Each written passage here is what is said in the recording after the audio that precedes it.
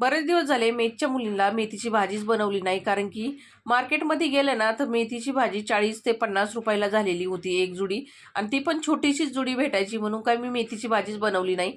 तर आज माझी बहीण गावावरून आलेली आहे आणि तिने मला शेतातली ताजी ताजी मेथीची भाजी आणलेली आहे. तर चला म्हटलं मेथच्या मुलींसाठी बनवा. तर मस्त अशी साफ करून घेतली आणि स्वच्छ धुवून घ्यायची. कढईमध्ये तेल गरम करून त्याच्यामध्ये बारीक चिरू लसूण टाकलेला आहे. लसूण चांगला गुलाबी रंगावरती परतून घेतल्यानंतर त्यामध्ये स्वच्छ धुवून घेतलेली मेथीची भाजी टाकली. मस्त मिक्स करून घ्यायची. नंतर मिरचीचा ठेचा टाकला.